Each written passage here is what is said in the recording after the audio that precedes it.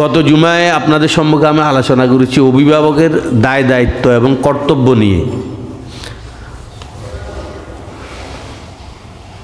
তিনটি কর্তব্যের কথা আমি আলোচনা করেছি। একজন ছাত্র ভালোভাবে গড়ার জন্য অভিভাবকের ভূমিকা খুবই গুরুত্বপূর্ণ। যেহেতু একজন ছাত্র স্কুল বা মাদ্রাসায় থাকে 8 ঘন্টা, 4 ঘন্টা 6 ঘন্টা, এর বেশি না যদি অনাবাসিক হয়, আর বাকি 16 ঘন্টা থাকে তার মাতা পিতার কাছে। এই জন্য সে যদি বাড়িতে গিয়ে খেলাধুলা, টিভি দেখা, মোবাইল ইত্যাদি ব্যবহার করে, তাহলে সেই শিক্ষার্থী কখনো সফলতা অর্জন করতে পারবে না।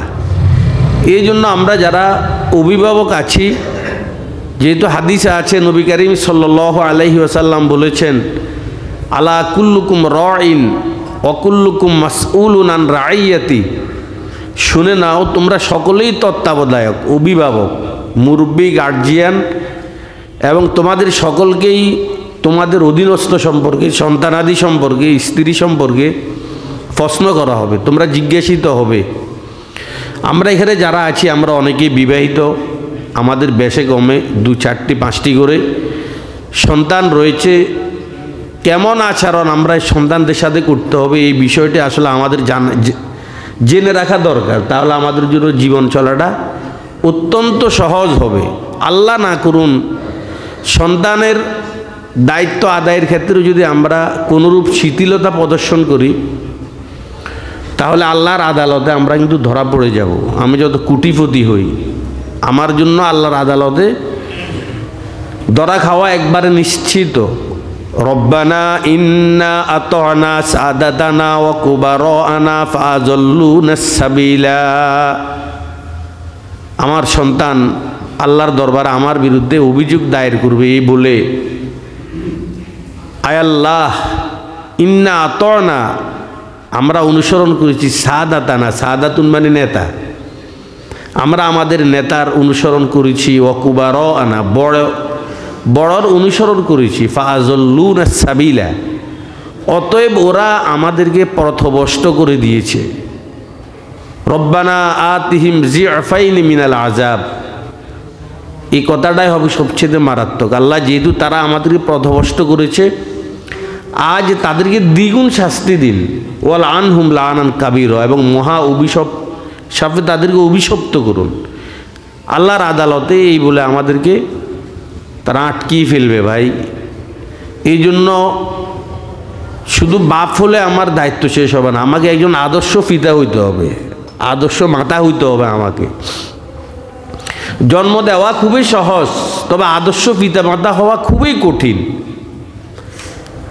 বিবাহ করেছেন 8-9 মাস, 1 বছরের মাথায় আপনি আব্বু হয়ে গিয়েছেন, আপনি পিতা হয়ে গিয়েছেন, এটা একবারে সহজ। এটার জন্য কোনো দক্ষতা, পিএইচডি অথবা থিসিস করা লাগে না, বাস বিয়ে করেছেন, 1 বছরের মাথায় আপনি পিতা হয়ে গিয়েছেন। পিতা হওয়াটা খুবই সহজ, তবে আদর্শ পিতা হওয়া এটা অত্যন্ত কঠিন। আমার ভিতরে যদি কয়েকটি গুণ থাকে, আমি হব একজন আদর্শ পিতা। না হয় আমি শুধু জন্মদাতা হব, আদর্শ পিতা হব না। 1 নাম্বার বলেছি, সন্তান আদর্শবান হওয়ার জন্য সন্তানের 1 নাম্বার অধিকার ভালো মায়ের ব্যবস্থা করা। তার জন্য একজন ধার্মিকা শরীয়তের মুআমালাত, মুআশারাত, ইবাদত, আখলাক, এগুলোর জ্ঞান যার ভিতর আছে তাকে ধার্মিক বা ধার্মিকা বলা হয়। এ ধরনের জ্ঞানী গুণী দেখে আপনাকে বিয়ে করতে হবে, তাহলে ওই ধার্মিকা মেয়েটাকে আপনার সন্তানের মা বলবে, মা। আজ তো আমরা তার ধর্মের খবরও নেই না, ধার্মিকতা কেমন, মাতা পিতা কেমন, বংশমর্যাদা কেমন। হয়তো কোথাও গিয়েছেন, আপনার কলিগ আপনার পছন্দ হয়েছে, আপনি বিবাহ করে বাড়িতে নিয়ে আসছেন, গাড়িতে বসেছেন, আপনার পাশের সিটে বসা ছিল, পছন্দ হয়েছে তো আপনি বিবাহ করে নিয়ে এসেছেন। না, এমনটি এভাবে খামখেয়ালি করলে হবে না ভাই, এটা খুবই গুরুত্বপূর্ণ একটা বিষয়। পাত্রপাত্রী নির্বাচন বিবাহের ক্ষেত্রে খুবই গুরুত্বপূর্ণ একটা বিষয়। পাত্রপাত্রী নির্বাচন উভয়টা। এই জন্য ভালো মায়ের ব্যবস্থা করা। দ্বিতীয় নম্বর বলেছি, সন্তানের পড়ালেখার ক্ষেত্রে মাতা পিতাকে মায়া ত্যাগ করতে হবে। মায়া, সপ্তাহে কয়েকবার ফোন করা, ভালো মন্দ রান্না করলে ওর জন্য নিয়ে যাওয়া, বিরক্ত করা তাকে, মিথ্যে কথা বলা। গত সপ্তাহে বলেছি অভিভাবক সন্তানের জন্য মিথ্যা কথা বলে, ও নিজে রেখে দিয়েছে আর বলতেছে আমার ছেলেটা অসুস্থ। ছেলে বলে না হুজুর আমি অসুস্থ ছিলাম না, এমনি আমাকে রেখে দিয়েছে আর একটা টাল বাহানা করেছে মিথ্যে কথা বলে। যাই হোক, তৃতীয়তে বলেছি সন্তানের জন্য আল্লাহর কাছে সব সময় দোয়া করা, কারণ এটা আপনার উৎকৃষ্ট সম্পদ। আপনার সন্তান, এদের জন্য আল্লাহর দরবারে চোখ থেকে পানি ঝরিয়ে দোয়া করতে হবে। নবীরাও সন্তানের জন্য দোয়া করেছেন। শামসুল আইম্মা হালুয়াই রহিমাহুল্লাহ, ওনার নাম আব্দুল আজিজ, পিতার নাম আহমদ। হালুয়াই মানে মিষ্টি প্রস্তুতকারক। শামসুল আইম্মা হালুয়াই রহমতুল্লাহ আলাইহির আব্বা আহমদ, উনি মিষ্টি বিক্রি করতেন। মাঝে মাঝে যখন কোনো ফোকাহা, বড় বড় আলেম বা কোনো দিনদার লোক মিষ্টি ক্রয় করার জন্য আসতো, নির্দিষ্ট পরিমাণ থেকে দু একটি মিষ্টি ওকে অতিরিক্ত দিতেন পিতা, দিয়ে বলতেন যে আমার পুত্র শামসুর জন্য একটু দোয়া করিয়েন, আমার ছেলে শামসুর জন্য একটু কি দোয়া করবেন। এই দুই একটা মিষ্টি অতিরিক্ত দিত আর বলতো আমার শামসুর জন্য একটু দোয়া করবেন। এভাবে দোয়া চাইতেন। বিশ্ব বিখ্যাত একজন হানফি মাযহাবের বড় ফকিহ যাকে বলা হয় হয়েছে এই বাপের দোয়ার বদৌলতে, মায়ের দোয়ার বদৌলতে। দোয়া করবেন ওদের জন্য, আপনাদের দোয়া খুব দ্রুত সন্তানের জন্য কবুল হবে। বদদোয়াটা যেমন দ্রুত কবুল, দোয়াটাও খুব দ্রুত কবুল। দোয়ার মাঝে আর আল্লাহর মাঝে কোনো পর্দা থাকে না, বাস করেছেন তো সাথে সাথে এটি কবুল হয়ে গেছে। ফির সাহেবের কাছে দোয়ার জন্য নেন কেন, আপনি দোয়া করেন আপনার সন্তানের জন্য। এটা হাদিস কোরআন দ্বারা প্রমাণিত। পিতা মা সন্তানের জন্য দোয়া করবে, দ্বিতীয় নাম্বার দায়িত্ব। তৃতীয় নাম্বার দায়িত্বের কথা বলেছি, আল্লাহর দরবারে দোয়া করা। চতুর্থ নম্বর দায়িত্ব যেটি হবে, সন্তানের জন্য হালাল খাবারের ব্যবস্থা করতে হবে আপনাকে। আপনার খাবারটা যেন একবার 16 আনা হালাল হয়, এই খাবারটা সন্তানকে খাওয়াবেন। আপনার স্ত্রীকে খাওয়াবেন, স্ত্রী আনুগত্যশীল হবে, সন্তান আনুগত্যশীল হবে। স্ত্রীকে আনুগত্যশীল করার জন্য তাবিজ তুমার ইত্যাদি ব্যবহার করা লাগবে না, আফসের তাবিজ কিছুই লাগবে না। আপনি হালাল খান, এই খাবার আপনার সন্তানের পেটে যাবে, সে একজন মানুষ হবে। আপনার স্ত্রী পেটে যাবে, মানুষ হবে, সেই আপনার জন্য পাগল হয়ে যাবে। হাকিমুল উম্মত থানবী রহমতুল্লাহ আলাই ঘটনা লিখেছেন, নবদম্পতি এরা বিবাহ করার পরে সিদ্ধান্ত করেছে যে আমরা যতদিন বেঁচে থাকবো কখন হারাম খাবো না। স্বামী স্ত্রী নবদম্পতি, একবার নতুন। তো একটা পুত্র সন্তান ভূমিষ্ঠ হওয়ার পর সন্তানটাকে বাজারে নিয়ে, আরে বাপে হাত ধরে বাজারে নিয়ে গিয়েছেন। বাজারে যাওয়ার পরে ও যে কে যেন তার ইয়েতে আপনার বড়ই সাজিয়েছে বড়ই বিক্রি করার জন্য। সন্তান একটা বড়ই নিয়ে খেয়ে ফেলেছে, বাপের সামনে তার সন্তান একটা বড়ই নিয়ে খেয়ে ফেলেছে দোকানদারের। বাপ অত্যন্ত আশ্চর্যজম্বিত হলেন, বিস্মিত হলেন, কী রে আমার এই সন্তান এটা শিখলো কোত্থেকে? এটা তো একটা লোক বিক্রি করতেছে, আমার এই ছেলেটা কীভাবে এটা খাইলো? এর জন্য এটা কি বৈধতা কে দিয়েছে? আমি তো কখনো হারাম খাই নাই, আমরা তো একবার বিবাহের সূচনা থেকেই নিয়ত করেছি হারাম খাবো না। তাহলে এই হারাম খাওয়ার ট্রেনিংটা কোথার থেকে পেল? বাড়িতে গিয়ে স্ত্রীকে বলেছে যে সত্যি কথা বলবে, আমরা না বিবাহের শুরু থেকে এভাবে প্রতিজ্ঞা করেছি হারাম খাবো না। তাহলে আমার এই সন্তান আজকে হারাম খেলো কেন? ও দোকান থেকে একটা বড়ই নিয়ে নিছে, দোকানদারকে বলে নাই। তুমি সত্য কথা বলো। তো এই দিনদার স্ত্রী ছিল, একবার সত্যি সত্যিই কথা বলেছে যে আমাদের পাশের গৃহস্থের বড়ই গাছের ঢাল আমাদের জায়গার অংশে এসে গেছে, ওখান থেকে একটা বড়ই নিচে পড়ে গেছে, আমি খেয়ে নিছি, মালিককে বলি নাই। তোমার এই হারাম খাওয়ার কারণেই তো কুফল তোমার সন্তানের ভিতরে পড়েছে। আজ তোমার সন্তানও দোকানদারকে জিজ্ঞাসা না করে ওর বড়ইটা খেয়ে ফেলেছে। এই জন্য সন্তানকে যদি মানুষ বানাইতে চান, প্রকৃত মানুষ, তাহলে হারাম টোটাল বর্জন করতে হবে। একবার যত লোভনীয় অফার আপনার সামনে আসছে, কোটি কোটি টাকা ধরুন, আপনি একটা সিগনেচার দিলেই হবে, কোটি কোটি টাকা, আল্লাহর ওয়াস্তে খবরদার, আপনার প্রতিটি লোকমার সাথে এবাদতের সম্পর্ক, গভীর একটা সম্পর্ক আছে। হারাম খাবেন আর মুনাজাতে কান্না করবেন, ভাই এটা হবে না। সারাদিন চেষ্টা করবেন, এক ফোঁটা চোখের পানি আপনি বের করতে পারবেন না। এটা হারামের বৈশিষ্ট্য, হারামের কুফল। আর হালাল খাবেন, দোয়া করবেন ঝারঝার করে, আপনার দাঁড়ে শিখতে হবে, গাল সিক্ত হয়ে যাবে, অনবরত অশ্রু ঝরতেই থাকবে। কিন্তু যত লোভনীয় অফার, হারাম খাবো না ইনশাল্লাহ। কি বলেন, আমরা প্রতিজ্ঞা করতে পারি তো? আমি হারাম, যত লোভনীয় অফার আমার সামনে আসুক, মালিক নাই, মালিক আমাকে বসাই গেছে, আমি তাকিয়ে দেখবো না এদিকে কি আছে না আছে, হালাল খাবো, হালাল খাবো ভাই। আল্লাহ, তারপরে সন্তানকে পর্যাপ্ত সময় দিতে হবে, এই কথাটা মাথায় রাখবেন। যেহেতু 1 বছর থেকে 12 বছর, এই সময়টা আপনার সন্তানের চরিত্র গঠিত হওয়ার সময়। 1 থেকে 12 বছর সন্তানের চরিত্র গঠিত হওয়ার সময়। আজকে দুর্ভাগ্য, আমরা এই 1 থেকে 12 বছর সন্তান থেকে দূরে থাকি। হয়তো আমি আমার সন্তানটাকে গর্বে দিয়ে বিদেশ চলে গেলাম, 8-10 বছর এভাবে আসতেছি যাইতেছি, সফর দিলাম, 1 মাস থেকে আবার চলে গেলাম, কিন্তু আমার সন্তানের চরিত্রটা গঠিত হলো না। এটার জন্য আমি দায়ী। কারণ মাকে, বাপকে যতটুকু মানে একজন সন্তান, মাকে কিন্তু ততটুকু মানে না। বাপকে যে পরিমাণ ভয় করে, পর্যাপ্ত সময় ওকে দিতে হবে। পৃথিবীতে সন্তানের জন্য সবচেয়ে নিরাপদ আশ্রয়স্থল, সবচেয়ে বড় বিদ্যালয় মায়ের কোল। এই জন্য মায়ের জন্য উচিত সন্তানের জন্য পর্যাপ্ত সময় বরাদ্দ করা। এটা মায়ের জন্য উচিত, পিতার জন্য উচিত, সন্তানের জন্য উল্লেখযোগ্য একটা সময় বরাদ্দ করা। এখন আমরা কি বরাদ্দ করি? আমি তো টিচার, আমি শিক্ষিকা, আমি চলে গেলাম এই সন্তানকে কর্মচারীর হাতে রেখে, চাকরানি পরিচারিকার হাওলা করে আমি চাকরিতে চলে গেলাম।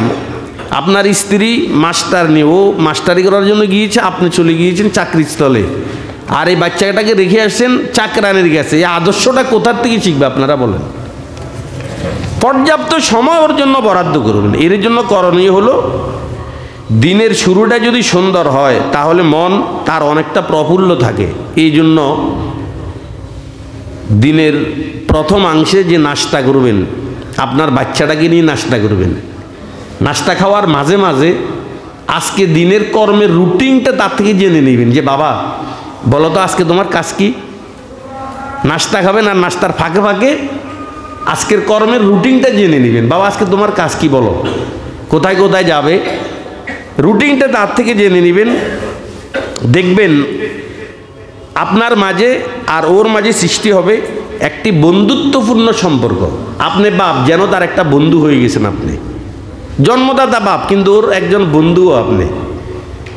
নাস্তা খাচ্ছেন আর মাঝে মাঝে জিজ্ঞেস করলেন, আব্বু কী করবে আজকে বলো, তোমার কাজের ফিরিস্তিটা শোনাও, আজকে রুটিনটা আমাকে শোনাও।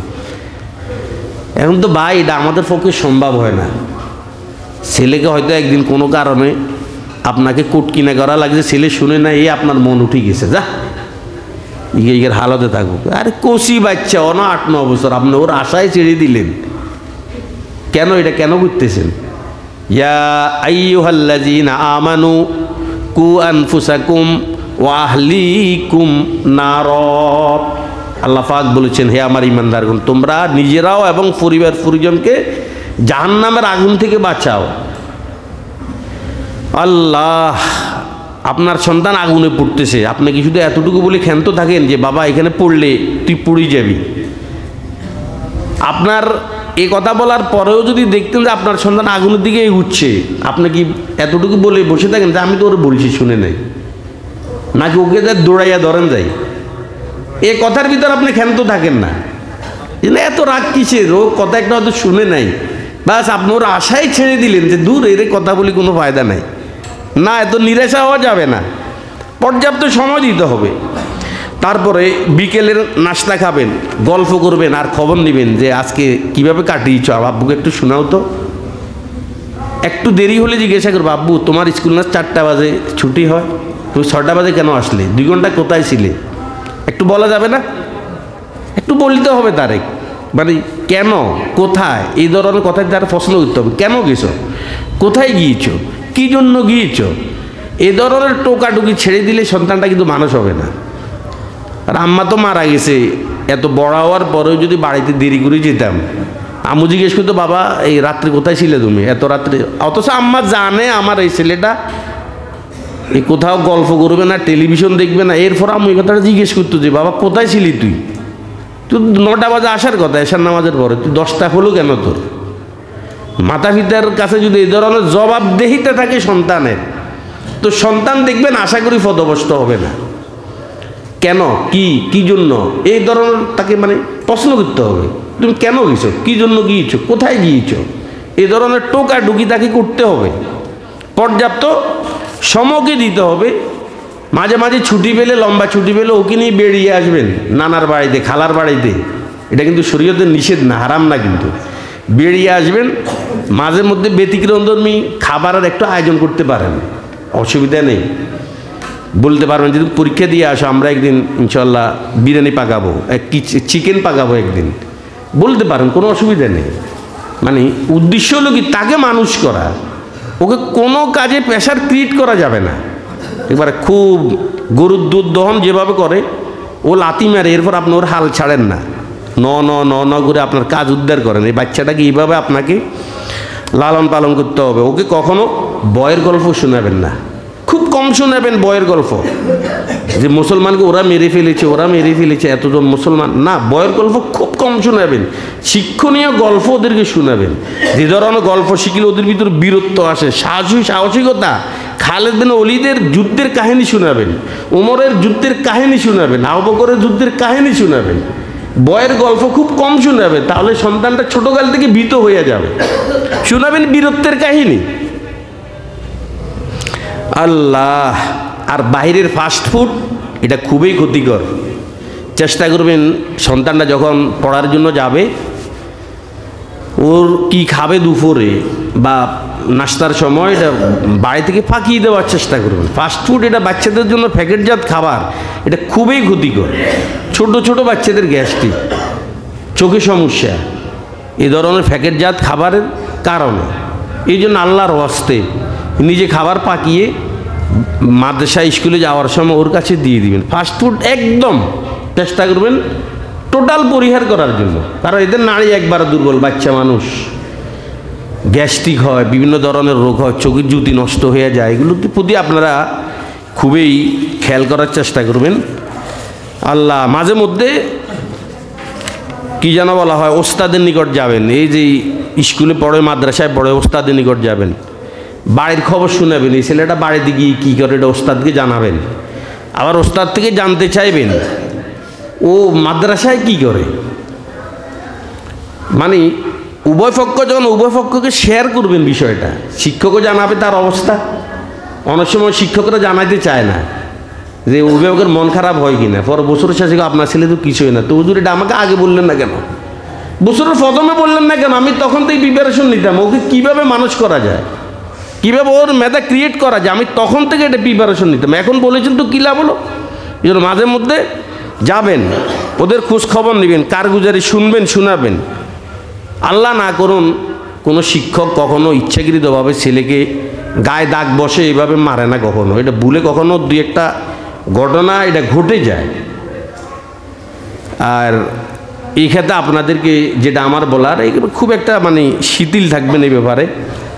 ওস্তাদকে গিয়ে রাগারাগি করলেন, ইনসাল্ট করলেন, অন্যান্য ছাত্রদের সামনে গিয়ে তাকে বেইজ্জতি করলেন, তাহলে আপনার ছেলেটা কখনো মানুষ হবে না। এই জিনিসটা একটু খেয়াল রাখবেন।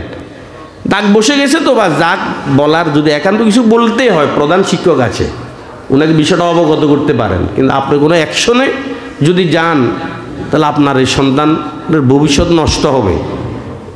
আমরা আমাদের অভিজ্ঞতার আলোকে কথাটা বলছি, আপনাদের শেয়ার করতেছি। এই জিনিসটা একবারে মাথায় রাখবেন, খুব ঠান্ডা মাথায় এখানে কাজ করবেন, ডিসিশন নিতে খুব ঠান্ডা মাথায় ডিসিশন নেবেন। আল্লাহ ভাই, সন্তানটা এমনি মানুষ হবে না।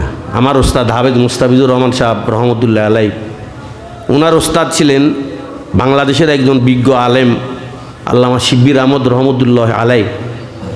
তো মুস্তাফিজ সাহেব দামাত রহমতুল্লাহ আলাইর আম্মাজান মাঝে মধ্যে পায়েস, শীতের পিঠা, বিভিন্ন মৌসুমি পিঠা ফাঁকিয়ে দিতেন শিব্বির সাহেবের জন্য, ওস্তাদকে দেওয়ার জন্য, যে তুমি বলবে যে আম্মু আপনার জন্য এই খাবারগুলো পাকিয়ে দিয়েছে।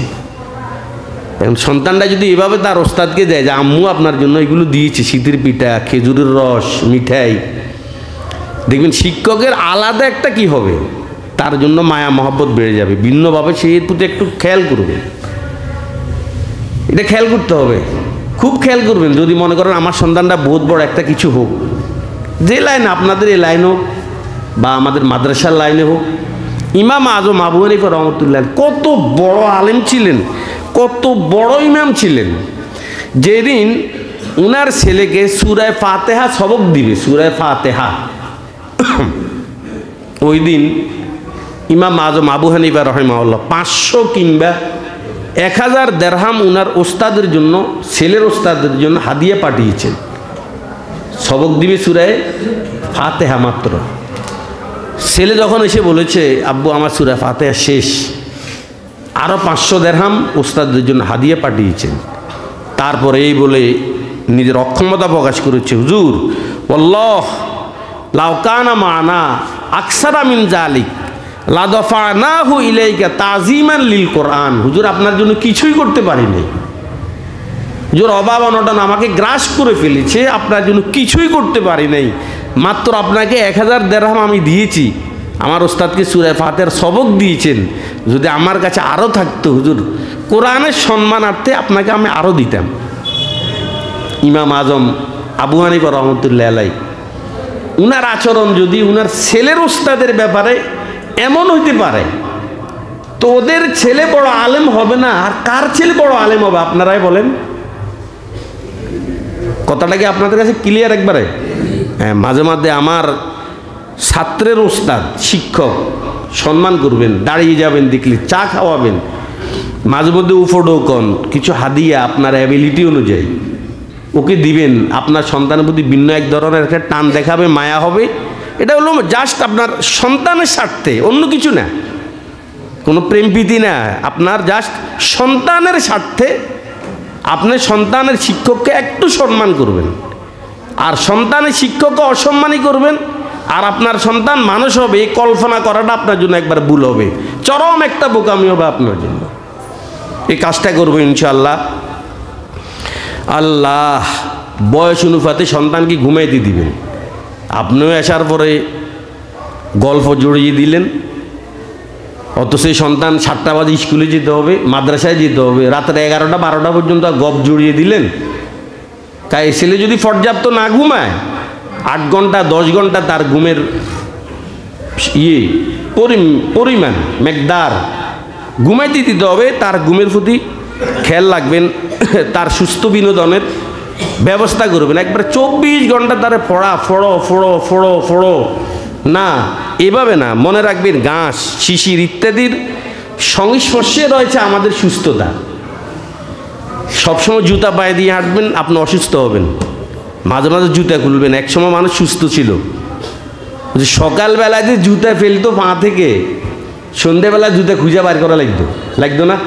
একটা হয়তো টেবিলের তলে, আরেকটা হয়তো চৌকির ওই মাথায়, সারাদিন খেলাইতো, হাঁটতো, শরীর ছিল খুব স্ট্রং। বাচ্চাদের বিভিন্ন হাড্ডুডু, তারপরে কাবাডি, কি যেন বলে, গোল্লা, তারপরে ববসি, কি ধরনের অনেকগুলো খেলা আছে না, এগুলো বাচ্চারা আগে খেলতো।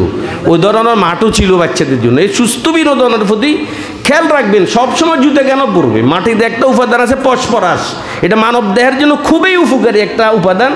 যেন তার পায়ে মাটির টাচ লাগে, স্পর্শ যেন মাটি লাগে, এর প্রতি আপনারা খেয়াল করবেন। মাঝে মাঝে জুতা খুলে সবুজ ঘাস, লতা পাতা ইত্যাদিতে তার জন্য হাঁটার ব্যবস্থা করবেন। শেষ আমার আলোচনা। এরপরে সূরা লোকমান, এটা আমি প্রায় সময় আপনাদেরকে এখানে বলি। সূরা লোকমান 19তম পারার একটা সূরা, সূরা লোকমান। যারা বাংলা পারেন, সূরা লোকমানের 12 থেকে 19 নম্বর আয়াত, 12 থেকে 19 নম্বর আয়াত, এটা প্রতিটি অভিভাবক, প্রতিটি স্কুল প্রধান, প্রতিটি গার্জিয়ানের জন্য স্টাডি করা এটা খুবই জরুরি। কারণ সূরা লোকমানের এই 12 থেকে 19 নম্বর আয়াতগুলোর ভিতরে ভবিষ্যৎ প্রজন্মের জীবন গঠনের নকশা এঁকে দেওয়া হয়েছে। আমরা ভবিষ্যৎ প্রজন্মকে কিভাবে গড়াইবেন, আপনার সন্তানকে কিভাবে গড়াইবেন, টিচার তার ছাত্রকে কিভাবে গড়াবে, এখানে ভবিষ্যৎ প্রজন্মকে গড়ানোর জন্য তার পুরো নকশা এখানে এঁকে দেওয়া হয়েছে। সূরা লোকমান 19তম পারা 12 থেকে 19 নম্বর আয়াত আপনারা সবাই স্টাডি করবেন, সন্তানকে ওসিয়ত করবেন। আলাইকা বিমুজালাসাতিল উলামা, লোকমান হাকিম উনার পুত্র সেকাম ওকে 3 সহস্রাধিক উপদেশ দিয়েছে, 3 সহস্রাধিক উপদেশ দিবেন সন্তানকে। আলাইকা বিমুজালাসাতিল উলামা, উনি উপদেশ দিয়েছে সন্তানকে, আব্বু ওলামা একরামের সংস্রবে থাকবে সব সময়। ওলামা একরাম যেদিকে আমরাও সেদিকে, ওলামা একরামের সংস্রব খেদমত আমরা করার চেষ্টা করবো। ইয়া কাওয়াল কাজী, বাব্বু কখনো মিথ্যা বলিও না, ফাইন্নাহু উম্মুজ জুনুব, এটা সকল পাপের মূল। তারপর উনি ওসিয়ত করেছেন আব্বু জানাজার নামাজ পড়বে। বাপে সন্তানকে ওসিয়ত করে যাচ্ছে যে জানাজার এতেমাম করবে, যখন ফ্যাট ভর্তি থাকবে তখন যত মূল্যবান খাবার তোমার সামনে আসুক না কেন তাকিয়েও চাইবে না।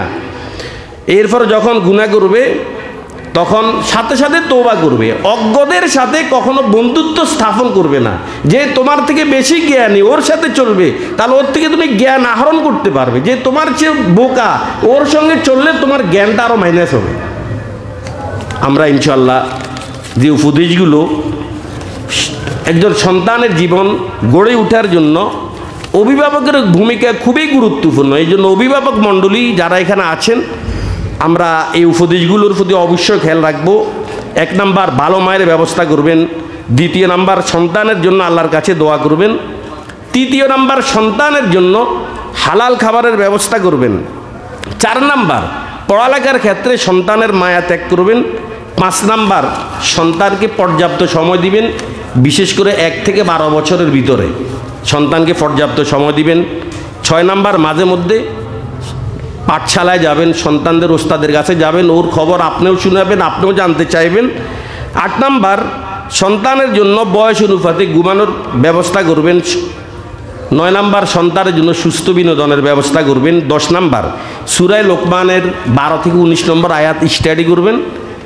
11 নাম্বার সন্তানের জন্য ওসিয়ত করবেন, তাকে কিছু দিক নির্দেশনা, যে আমি যদি মরে যাই তুমি এভাবে চলবে, এভাবে চলবে, এভাবে চলবে, কিছু গাইডলাইন যেটাকে বলা হয়, কিছু উপদেশ দিয়ে যাবেন।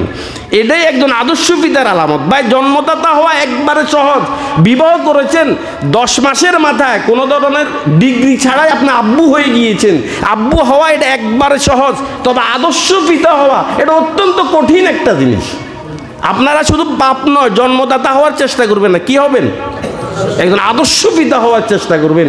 আর না হয় মামলা দিয়ে আপনাকে আল্লাহর আদালতে আটকেই ফেলবে। আল্লাহ রাব্বুল আলামিন আমাদের সকলকে একজন আদর্শ পিতা হওয়ার তৌফিক দান করুন।